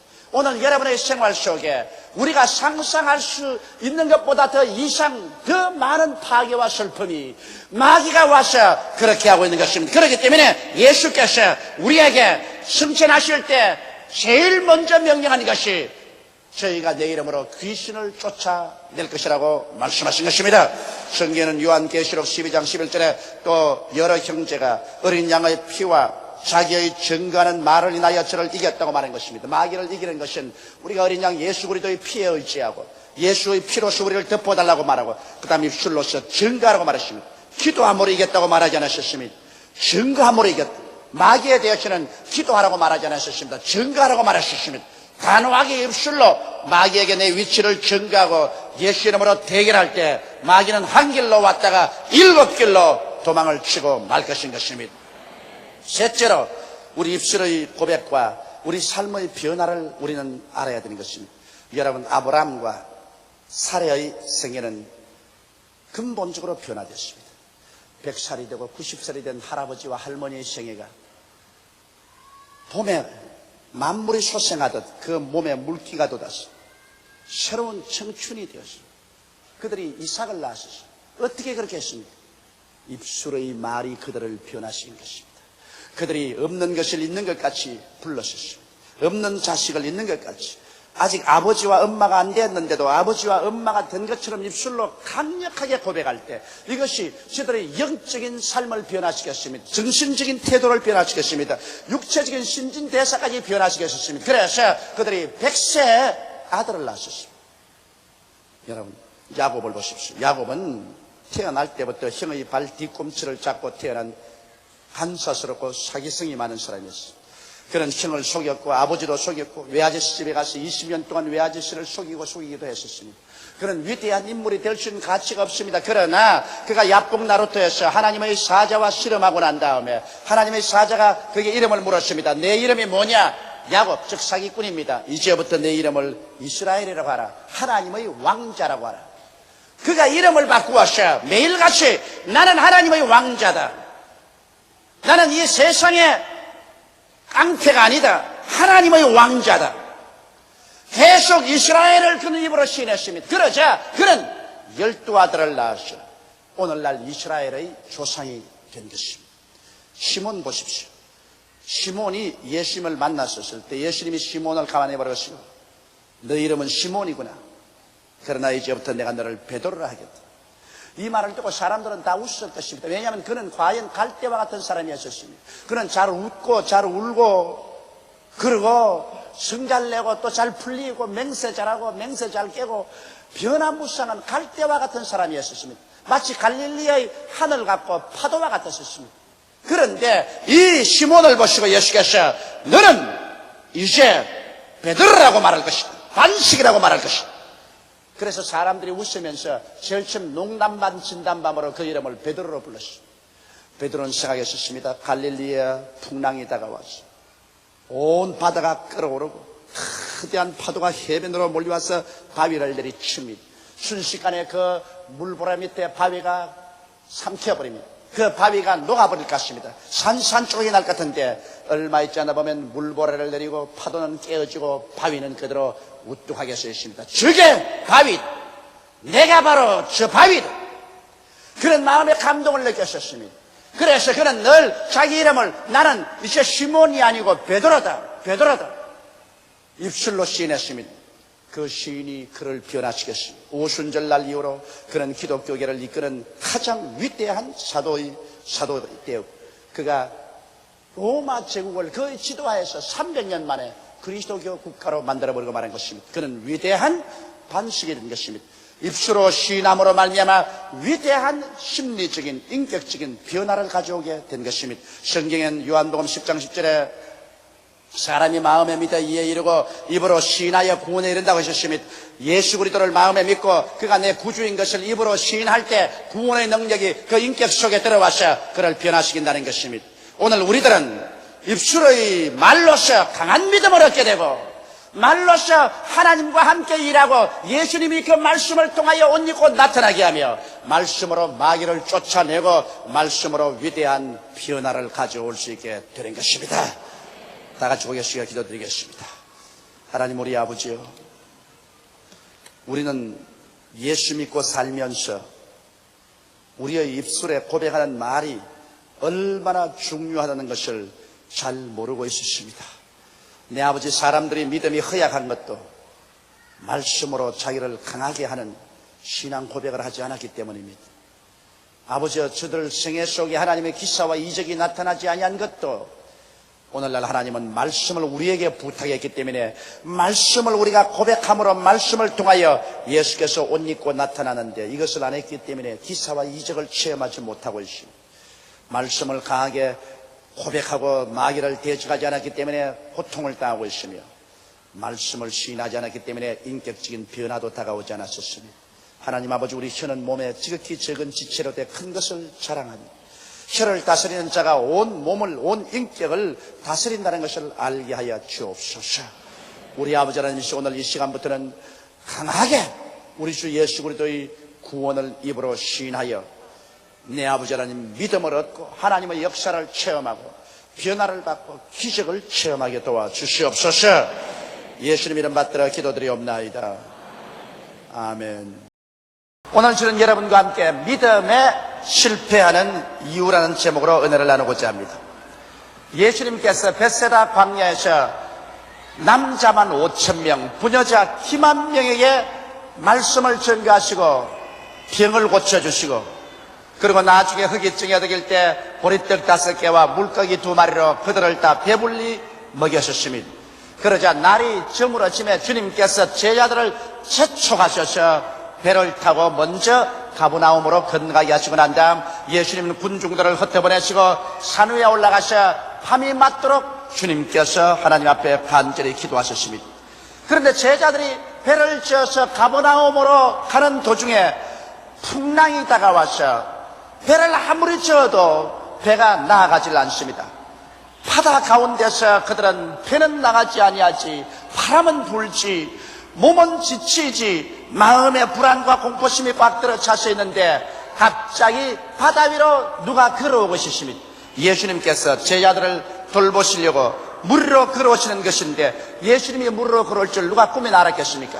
그래서 제자들이 보니 그 어두운 밤중에 부연 불빛을 내면서 파도를 따라 오르락내리락하면서 배를 향하여 걸어오는 유령이 보이기 때문에 그들은 이젠 죽었다고 생각했습니다. 왜냐하면 바다에서 풍랑만 났을 때 유령을 보면 배가 반드시 침몰합니다. 이러기 때문에 이제 이 배가 침몰한다고 생각하기 때문에 너무 놀라서 그냥 과음을 치고 사람 살리라고 외쳤습니다. 그럴 때 예수님께서 말씀하기를 내니 두려워 말라, 그렇게 하셨습니다. 그럴 때 베드로가 예수님에게 요구를 했습니다. 만일 주시어든 나로 물로 걸어오게 하소서. 여기에서 여러분 베드로의 물로 걸어가는 위대한 기적의 역사가 일어나는데 이곳에서 여러분 오늘 배울 교훈이 있습니다. 첫째로 여러분 베드로가 왜 그냥 주님께 쩌벅쩌벅 물로 걸어서 다가가지 아니하고 주시어든 나로 오라 하소서 주에게 간절히 간구했냐는 것입니다. 여러분 오늘날 우리가 이 세상에 사는 것은 인간은 다 자기 지식을 따라서 말하고 보고 행하며 사는 것입니다. 그런데 베드로에게는 아직까지 인간의 지식으로서는 물로 걸어갔다는 것을 들어본 적도 없고 체험해 본 적도 없고 그런 지식이 없습니다. 그러므로 물로 걸어간다는 그런 지식이 전혀 없는데 베드로는 자기가 물로 걸어가겠다고 나가다가는 빠져 죽습니다. 그렇기 때문에 우리 주 예수 그리스도에게 만일 주시어든 나로 물로 걸어오게 하셔서 말씀을 주시옵소서, 말씀을 요구하는 것입니다. 우리가 전혀 모르는 사실에 대해서는 주의 말씀을 받아야 우리가 무엇을 할지 알 수가 있는 것입니다. 믿음은 들음에서 나며 들음은 그리스도의 말씀으로 만난다고 말씀도 없이 우리가 믿습니다라고 아무리 외쳐본들 아무 소용이 없는 것입니다. 이렇기 때문에 우리가 하나님의 나라에 들어와서 하나님의 은총을 받으려면 먼저 인간적인 지식이 아닌 하늘에서 내려오는 천상적인 지식으로서 우리 마음이 변화되어야만 되는 것입니다. 베드로는 주님께서 오라는 그런 말씀을 듣고서 그 마음이 변화되기 전에는 절대로 물로 걸어갈 수가 없습니다. 마음대로 걸어갔다가는 반드시 물에 빠져 죽는 것입니다. 오늘날 여러분 우리도 그 한 가지인 것입니다. 하나님의 말씀을 통해서 여러분과 나의 생각이 달라지기 전에는 하나님의 역사가 우리의 생활 속에 일어날 수가 절대로 없습니다. 이러므로 우리가 먼저 말씀을 듣고 내 생각이 달라지고 내 생각이 달라지면 그 달라진 생각을 통해서 하나님의 성령의 역사가 일어날 수가 있는 것입니다. 이러므로 반드시 하나님 말씀을 들어야 되고 성경을 공부해야 되고 여러분과 나의 생각이 달라져야 된다는 이유가 있는 것입니다. 우리가 마음이 새로워져서 이제 하나님의 성령께서 새로워진 마음을 통해서 마음대로 역사할 수 있어야만 되는 것입니다. 하나님의 성령은 지금 우리 속에서 우리를 통해서 나타나려고 하는 것입니다. 그러나 우리 마음이 여기에 인간적인 생각, 부정적인 생각, 절망적인 생각, 할 수 없다는 생각으로 꽉 막아놓으면 하나님의 성령께서 역사할 수가 없는 것입니다.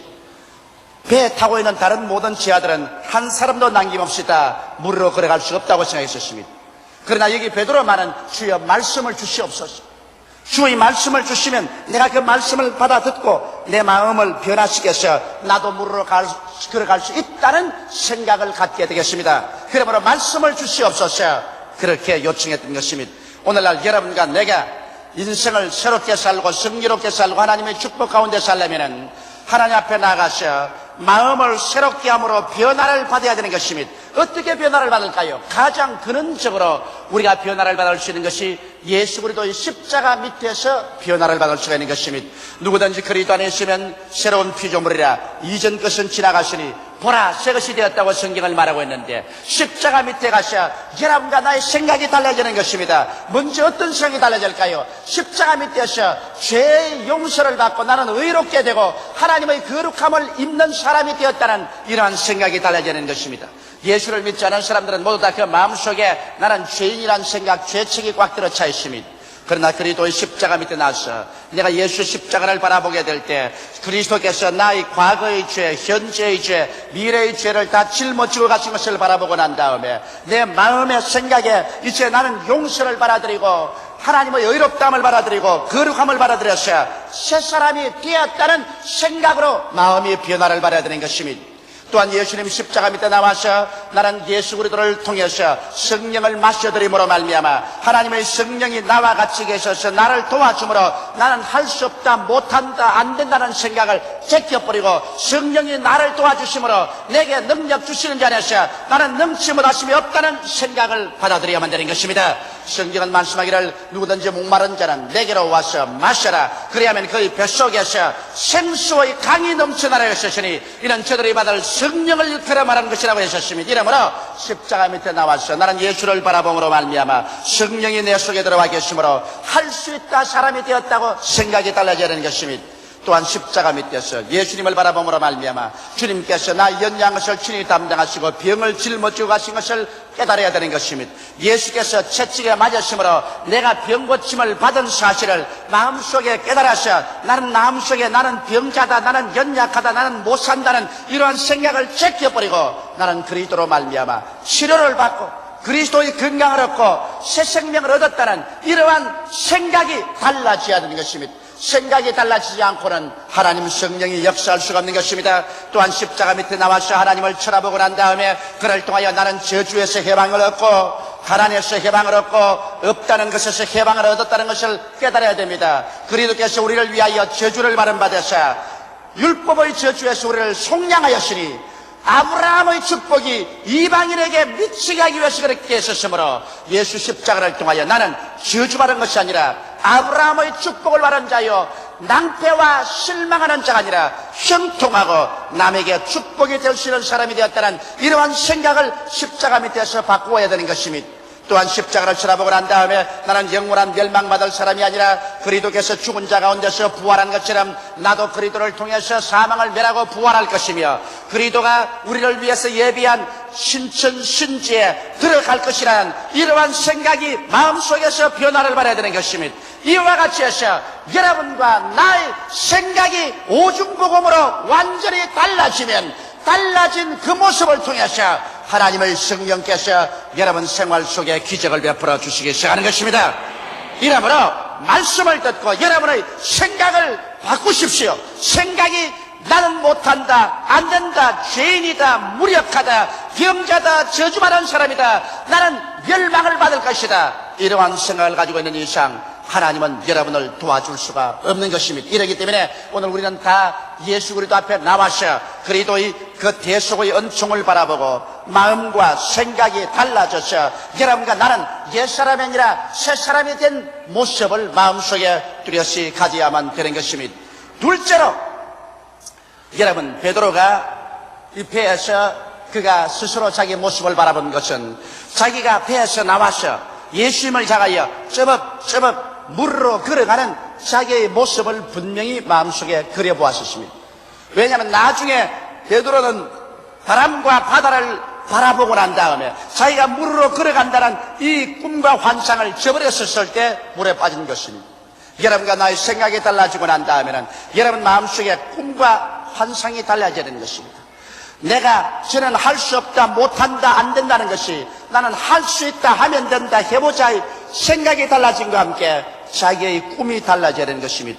로마서 4장 17절에 보면 하나님은 없는 것을 있는 것 같이 부르신다고 했는데 아직까지 없는 것을 있는 것처럼 여러분 바라볼 수 있어야 하는 것입니다. 병자는 내가 나았다는 생각과 함께 그가 건강하게 되어서 완전히 새 사람이 되어 걸어다니는 모습을 바라보아야 되는 것입니다. 낭패와 실망을 당한 사람은 자기가 낭패와 실망을 당한 자리에서 일어나서 그리스도의 축복으로 말미암아 하나님께 은총과 축복을 받아서 내가 성공할 거니라 남에게 나누어 주고 남을 도와주는 자기의 모습을 바라볼 수 있어야만 되는 것입니다. 사람은 그 마음속에 언제나 꿈을 꾸는 것이 사람인 것입니다. 꿈이 없는 백성은 망한다고 하는 것입니다. 이러므로 여러분과 내가 영혼이 잘됨같이 범사에 잘되며 강건하고 생명을 얻되 넘치게 얻는 새로워진 꿈을 꿀 줄 알아야 되는 것입니다. 약 한 달 전에 월요일 제가 일본 동경으로 가서 복음을 전각을 했는데 오후 비행기로 떠나게 됐습니다. 오전에 너무 피곤해서 제가 좀 낮잠을 잤습니다. 1시간 동안 내가 낮잠을 자면서 꿈을 한 가지를 꾸었습니다. 그 한 가지 꿈은 뭐냐면 큰 칠판을 일본 사람들 앞에 세워놓고 난 다음에 제가 손에 백목을 들고서 글을 적습니다. 그런데 1시간 내내 한 구절만 적었습니다. 1시간 내내 하나님이 계시를 주셔도 희한한 것입니다. 그것은 일본 말로 제가 적었는데요. 유메와 노조미요 저주 사세로 우츠와나리 이 일본 말을 1시간 내내 적었습니다. 이것은 한국말로 번역하면 뭐냐면 꿈은 마음의 소원을 이루는 그릇이다. 꿈은 마음의 소원을 이루어주는 그릇이다. 이것을 1시간 내내 칠판에 기록하다가 눈을 번쩍 뜨니까 꿈이었습니다. 그러므로 오늘날 여러분 우리 마음속에 꿈이 바로 그릇이라는 것입니다. 꿈이 없으면 아무것도 담아놓을 수가 없습니다. 아무리 소나기가 오고 하늘에서 천둥번개가 치며 비가 쏟아져도 그릇을 준비하려면 물 한 방울 얻을 수 없는 것처럼 여러분과 내 마음속에 내일에 대한 꿈을 갖고 있지 아니하면 하나님께서 아무런 축복도 줄 수가 없는 것입니다. 어느 청소년이고 내일에 대한 꿈을 가지고 있으면 그 꿈을 채우는 하나님의 축복이 임하십니다. 여러분 어떠한 아버지나 어머니도 내일에 대한 그리스도 안에서 꿈을 가지고서 기도하면 하나님께서 그 꿈을 이루어주기 위해서 성령이 역사할 수 있는 것입니다. 꿈을 저버린 사람에게는 하나님의 성령의 역사도 떠나가버리고 마는 것입니다. 이렇기 때문에 어느 누구든지 발전하려는 사람은 자기의 마음속에 분명한 목표를 가진 꿈이 있어야 하나님의 성령께서 역사하여 주셔서 그 생활 가운데 기적이 일어나게 되는 것입니다.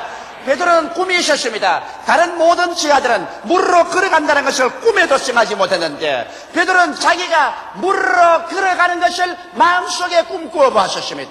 그는 자기는 반드시 예수님이 오라 하시면 물로 쩌벅쩌벅 걸어갈 수 있다는 것을 생각하고 꿈을 꾸어 보았습니다. 꿈을 꾸었기 때문에 베드로는 앞으로 나아가서 물로 걸어가는 체험을 할 수 있을 것입니다. 꿈을 꾸지 않은 사람은 아무것도 안 됩니다. 물론 죄악의 꿈을 꾸어서는 안 되지요. 불의와 하나님을 반역하는 꿈을 꾸어서는 안 되지요. 그러나 하나님 말씀을 통해서 여러분께서 변화하는 꿈을 꾸고 있으면 그 꿈대로 하나님께서 성령이 역사하여 주시는 것입니다.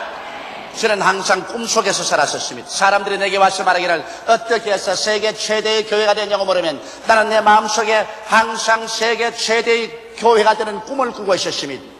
옛날 1958년도에 천막교회를 세울 때는 한국 최대의 교회의 꿈을 꾸었었으며 세레몬에서 여의도로 나올 때는 세계 최대의 교회를 이룰 것을 마음속에 꿈을 꾸었고 그 꿈을 가득하게 마음속에 채우고 있었는데 그 꿈을 통하여 하나님께서 성령으로 역사하여 주어서 오늘 이와 같은 기적이 일어나게 된 것입니다. 오늘날 제가 꿈을 꾸는 것은 일본 1천만 영혼을 구원시키겠다. 일본을 온통 예수 그리스도의 복음으로 말미암아 뒤엎어놓겠다. 이러한 꿈을 내 마음속에 꾸고 있기 때문에 반드시 이대로 또 성령께서 역사하여 주실 것입니다. 이러므로 사랑하는 성도 여러분, 오늘 이 시간에 여러분 마음속에 십자가 밑에서 꿈을 꾸십시오. 죄가 용서받고 의롭고 거룩하게 된 자기의 모습을 꿈꾸어 보십시오. 성령을 마셔드려서 성령 충만한 모습을 꿈꾸어 보시기 바랍니다. 병에서 노연함을 받고 건강하게 되고 새 사람이 된 자기의 모습을 마음속에 늘 꿈꾸어 보십시오. 저주가 날아가고 가난이 없어지고 영혼이 잘됨같이 범사에 형통해서 내가 남을 도와주고 구워주며 살 수 있는 자기의 형통한 모습을 꿈꾸어 보는 여러분 되시기 바랍니다. 주께서 호령과 천사령의 고함과 하나님의 나팔로 진이 하늘로 쫓아 강림하실 때, 주 안에서 죽은 자들이 먼저 일어날 때 나도 부활할 것이고, 그리스도와 함께 신천신기를 상속으로 받을 내 자신을 꿈꾸어 보십시오. 그러고 난 다음 즐거워하십시오. 이와 같은 꿈이 있는 사람에게 하나님은 그와 같은 기적을 베풀어 주시는 것입니다. 이러므로 베드로가 다른 사람보다 달란 것은 그런 하나님의 말씀을 받아서 생각이 변화되었었으며, 그런 자기가 물으로 걸어간다는 꿈을 꾸어본 사람이기 때문에 제자들보다도 출중하게 일어나서 그런 물으로 걸어갈 수가 있는 것입니다. 셋째로, 여러분, 마음이 새로워지고 꿈을 가졌으면 이제 그대로 실천하는 믿음의 결단을 내려야만 되는 것입니다. 변화된 마음과 목표 있는 꿈은 믿음을 산출해내는 것입니다. 그냥 사람이 믿습니다, 이것이 믿음이 나오진 않아요. 믿음은 들으면서 나며 들음은 그리스도의 말씀으로 말미암기 때문에 주의 말씀을 들어서 생각이 달라지고, 달라진 생각으로 내가 아름다운 꿈을 꾸고 있을 때 그 꿈을 통해서 마음속에 믿음이 생기는 것입니다. 자, 사람은 그 마음속에 믿음이 생기면 내가 믿어볼 것이냐 안 믿을 것이냐 마음속에 결단을 내려야 되는 것입니다. 믿음이란 것은 여러분 결단입니다. 믿음이란 것은 무슨 마음속에 이런 감격이 있어야 믿고 또 머릿속에 무슨 감격이 있어야 믿는 것이 아닙니다. 내가 믿겠다고 결심을 하면 믿는 것입니다. 내가 안 믿고 의심을 하겠다고 생각하면 끝까지 안 믿고 의심할 수가 있는 것입니다. 그러므로 여러분께는 마음이 새로워지고 마음속에 아름다운 성취된 꿈을 가지고 있으면 믿겠다고 결단을 내려야 되는 것입니다. 베드로도 그랬었습니다. 주님께서 오라고 하며 그런 마음을 새롭게 하고 그런 물으로 걸어가는 자기의 모습을 꿈꾸어보고 난 다음에 나는 물으로 걸어갈 수 있다고 마음속에 결단을 내려버리고 마는 것입니다. 그래서 그런 일어나서 결단을 내리고 실천을 했던 것입니다. 수많은 사람들이 오늘날 하나님 앞에서 실패하는 이유는 하나님 말씀을 듣고 마음도 새로워지고 꿈도 꾸어보고 있지만은 실천을 하지 않기 때문에 그런 것입니다. 수많은 사람이 하나님께 기도해도 물질적인 축복을 못 받는다고 내게 늘 그런 불평하는 사람이 있습니다.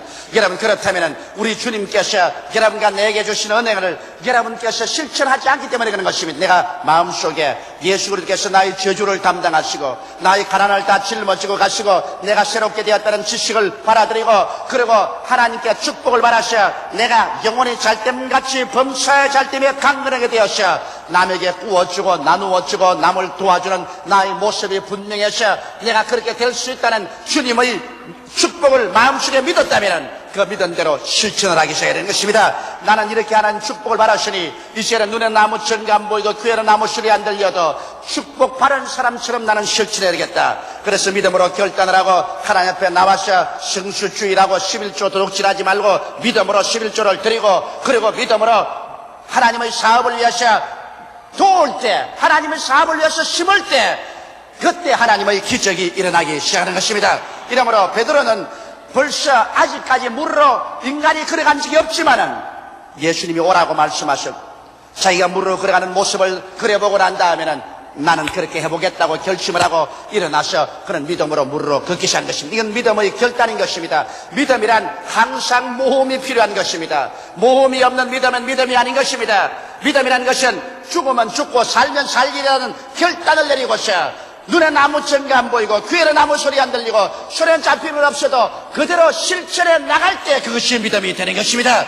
믿음이라는 것은 모든 환경이 다 좋을 때 형편이 좋을 때 그리고 내가 믿을 수 있는 환경이 될 때 그때야 믿겠다고 생각하면 그건 믿음이 아닌 것입니다. 믿음이라는 것은 내 마음속에 믿기로 결심을 하고 그대로 실천에 뛰어들어갈 때 이것이 믿음이 되는 것입니다.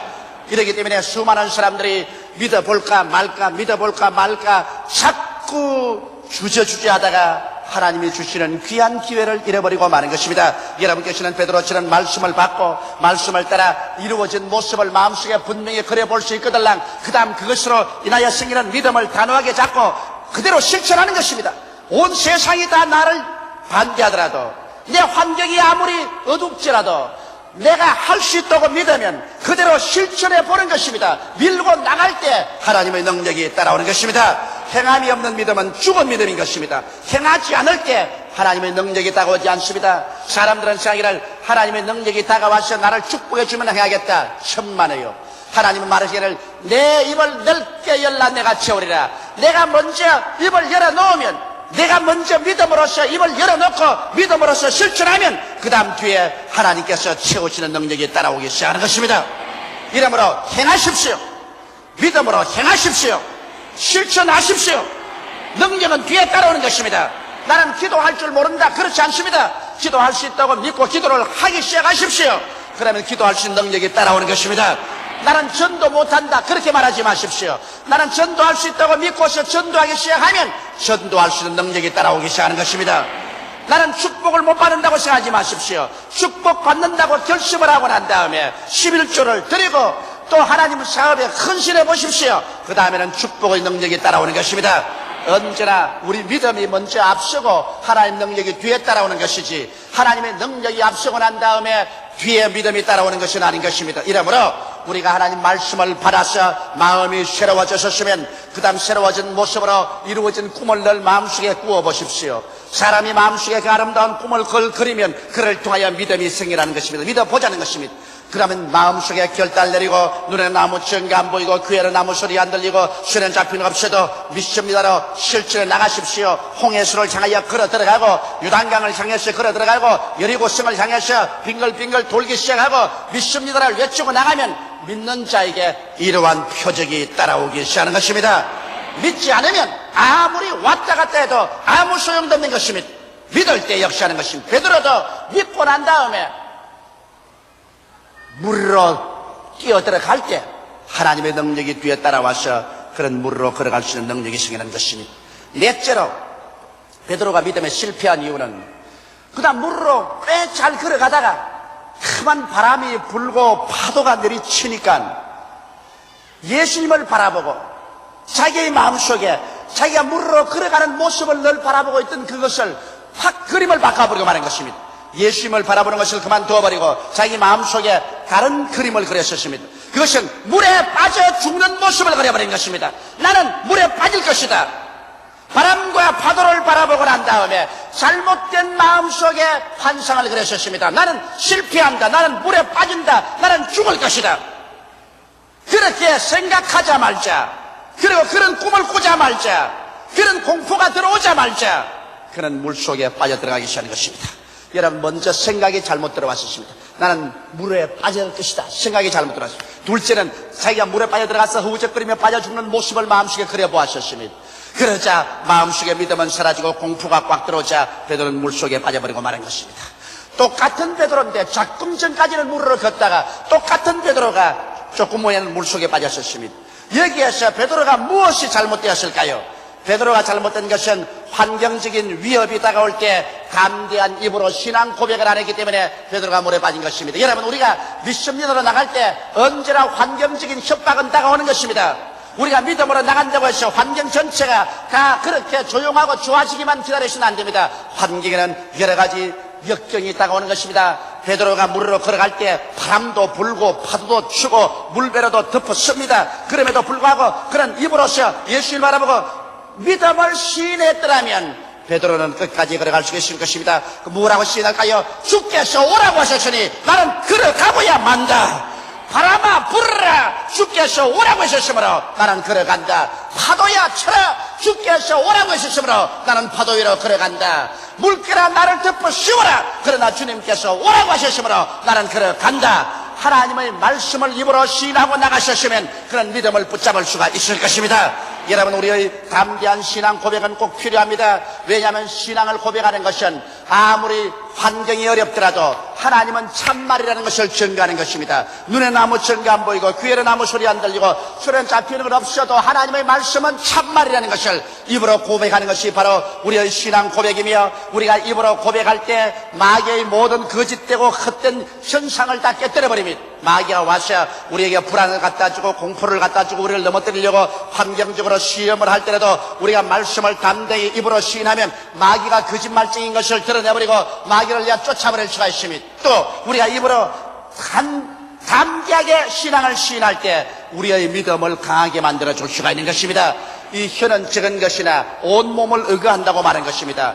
여러분, 말 입에 있는 조그마한 요 쇳덩어리가 말을 움직이는 것처럼 광풍에 몰려가는 배를 조그마한 키가 움직이는 것처럼 여러분의 혀가 여러분의 운명을 움직이는 것입니다. 여러분이 마음속에 믿음의 말을 담대하게 시인하면 여러분 전체가 믿음으로 꽉 들어차버리고 마는 것입니다. 믿음에 붙잡히게 되어 바람이 불고 파도가 쳐도 믿음 속에 설 수 있는 것입니다. 그런데 베드로가 시험을 받았었을 때 그는 믿음의 고백을 안 했었습니다. 이것이 베드로가 물에 빠져들어간 동기가 되어버리고 마는 것입니다. 예수님께서는 기적을 가져오는 4단계 법칙을 가르쳐 주셨습니다. 오늘 우리들도 이 법칙을 따르게 될 때 하나님의 기적을 체험할 수가 있게 되는 것입니다. 이러므로 사랑하는 성도 여러분, 나는 이 4단계를 여러분께서 다시 한번 음미해 보기를 원합니다. 첫째로 여러분은 하나님 말씀을 받아서 생각이 달라지게 되시기를 주 이름으로 축원합니다. 옛 생각 그대로 가지고는 믿음의 위대한 생활을 할 수가 없습니다. 여러분의 생각이 달라지십시오. 오중복음으로 생각이 달라지십시오. 삼박자 축복의 생각이 달라지십시오. 생각이 달라졌으면 여러분 마음속에 이미 하나님께서 이루어진 모습을 마음속에 그려보십시오. 우리 예수 믿는 사람들은 이 가슴에 늘 그림을 그릴 줄 알아야 되는 것입니다. 하나님은 없는 것을 있는 것 같이 부르시기 때문에 아직 이루어지지 않은 모습이라도 있는 것처럼 마음속에 그리십시오. 그것을 마음속에 자꾸 그릴 때 믿음이 생깁니다. 약한 자는 강한 모습을 그리십시오. 실패한 자는 성공한 모습을 그리십시오. 절망한 자는 소망을 그리십시오. 세상의 사람들은 천국의 모습을 마음속에 그리십시오. 마음속에 하나님께서 이루어진 모습을 확연히 바라볼 수 있을 때 믿음이 생기는 것입니다. 그리고 세 번째, 여러분께서 믿기로 결단을 내리고 실천하십시오. 행함이 없는 믿음은 죽은 믿음인 것입니다. 믿음을 가지고 결단을 내리고 실천을 하기 시작하면 하나님의 권능이 따라오는 것입니다. 그리고 넷째 단계로 실천하고 나갈 때 시험이 다가오는 것입니다. 바람이 불고 파도가 치고 물보레가 치고 여러 가지 믿음의 정반대는 형상이 다가올 때 그것을 보고 두려워해서 그만 마음이 두려움에 들어차버리고 그리고 물에 빠져 죽는 모습을 그리고 절망적인 말을 하면 실패합니다. 어떠한 역경이 다가와도 입으로 말씀을 시인하십시오. 저 하늘이 무너지고 이 땅이 꺼져도 하나님의 말씀은 1점이라도 변하지 않습니다. 말씀 위에 서서 말씀을 그대로 외치고 시인하면 그러한 환경 가운데 하나님이 참되신 것을 증가하게 되고 마귀의 거짓된 것을 드러나게 되고 그 입의 시인을 통해서 자기의 믿음이 강해지고 그래서 그런 계속해서 기적적으로 물으로 걸어가는 삶을 살아갈 수가 있게 되는 것입니다. 베드로가 입으로만 시인했더라면 끝까지 물으로 걸어갔을 것인데 입으로 시인하는 것을 실천하지 못하기 때문에 그런 물에 빠져버리고 마른 것입니다. 나는 여러분의 일생을 통해서 여러분이 이 믿음의 4단계를 실천함으로 말미암아 여러분 가운데 한 사람도 낙오자가 없게 되기를 바라고 또 여러분이 예수 믿으면서 하나님의 은총을 담뿍 받아서 진실로 영혼이 잘됨같이 범사에 잘되며 강건하여 남에게 구워주고 남을 도와주고 남을 사랑하고 땅끝까지 복음을 전가하는 데 기여하는 여러분이 다 되시기를 주 이름으로 축원합니다. 다 같이 고개 숙여 기도드리겠습니다. 살아계시고 거룩하신 아버지 하나님, 우리는 평범한 인생을 살아갈 수도 있고 하나님 말씀을 믿으면 물으로 걸어가는 기적적인 삶을 살아갈 수도 있습니다. 12제자가 배를 탔지만은 11제자는 평범하게 배 위에서 타고 있었으나 베드로만은 기적으로 물으로 걸어갈 수가 있었습니다. 그것은 베드로는 하나님 말씀을 요구해서 말씀으로 생각이 달라졌고 달라진 생각 위에 그가 기적을 행하는 자기 모습을 꿈꾸어 볼 수가 있었고 그런 담대하게 믿기로 결심을 하고 물속에 뛰어들어가서 기적적인 삶을 살아갈 수 있었습니다. 그러나 그가 마지막 한 가지가 부족해서 물에 빠졌습니다. 시험과 환란이 다가올 때 입술로 하나님 말씀을 담대하게 시인하지 못하고 오히려 시험과 환란을 바라보고 그것을 인정했기 때문에 물에 빠졌습니다. 우리 아버지여, 오늘 제4부 예배에 출석한 성도들 평범한 사람들 되지 말고 십자가를 통하여서 기적으로 사는 사람들이 되게 도와주시옵소서. 죄사함을 받고 성령이 충만하며 치료함을 받고 저주에서 노연함 받으며 부활과 영생 복락 오중복음을 받아들여서 영혼이 잘됨같이 범사에 잘되며 강건하여 나만 살 것이 아니라 아버지 이웃을 살리고 조국을 살리고 세계를 살리는 사람들이 다 되게 도와주시옵소서. 남에게 나누어 주고 남과 함께 살아가는 우리들이 되게 도와주시옵소서. 이러기 위해서 모두 다 기적적인 삶을 살게 하여 주시옵소서. 예수님 이름 받들어 기도하옵나이다. 아멘.